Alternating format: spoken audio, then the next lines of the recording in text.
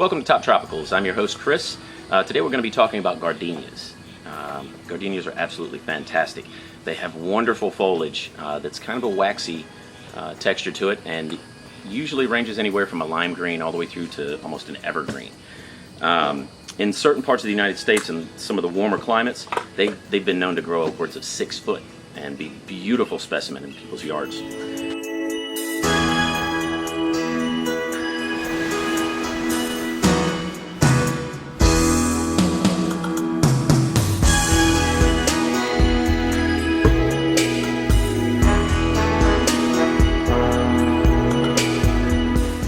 Another thing is the flowers.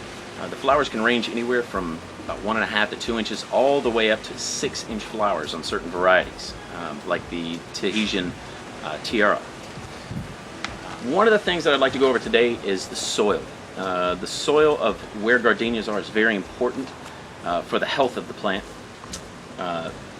It needs to be acidic, and also it needs to have a high organic matter, which is good. You can use peat moss.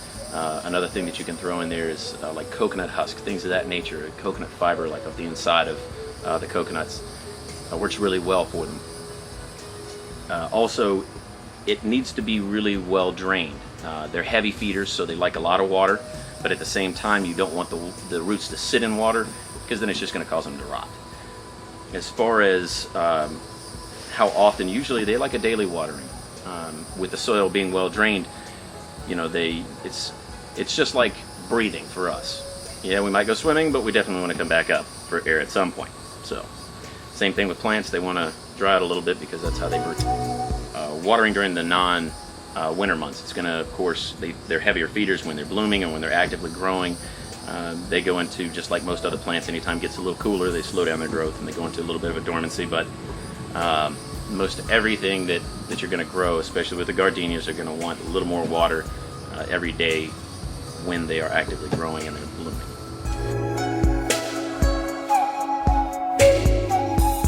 One thing that you can easily do is kill a gardenia by overwatering. That's usually how their demise comes around. Just basically, before you do your watering, check it. You can push your finger into the soil, inch and a half into it. If you're feeling water down there, you still want to let it dry out some. Maybe, give it another half day or so before you add some more. As far as lighting, they are very happy in full sun.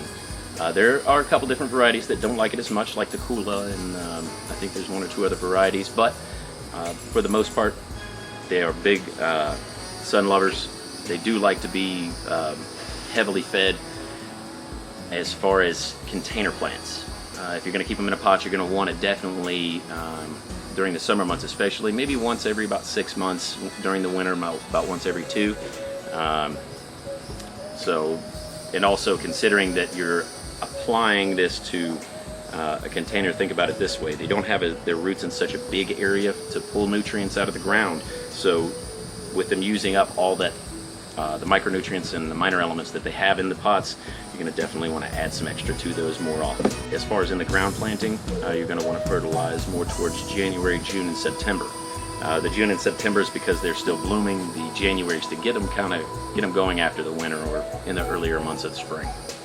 I'd like to move on to grafted gardenias. They're a little more hardy. They're disease resistant. They actually are more of the bacterial resistant that you'll end up with in nematodes and things like that with some of the alkaline soils that we have in Florida. So if you're going to keep them in the ground, you're definitely going to want to use a good acidic medium as a filler when you first plant it, and then you're also definitely going to want to use a grafted gardenia. And they're actually grafted onto Gardenia thumbergias, which are more resistant to nematodes as well as different types of bacterias and disease. Yellowing can be from being root bound in a container and not having enough nutrients. So also try and maintain if you're giving them a good amount of water and they're happy with the watering, you definitely want to add a little extra microelements in there so that way everybody's happy. To give you a few of them that are easier to start with, if you're a beginner with the gardenias, you want to go with something like the Vietnamensis, the Radicans, or the Kaler-Cinia. Those 3 are going to be your easiest to maintain. They're a little more cold hardy They're easier as far as the watering. They're not as, you know, they can take more watering, so you can't kill them as easily that way.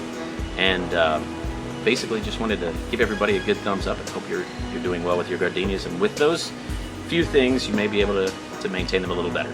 Thank you and have a wonderful day. That's it for now.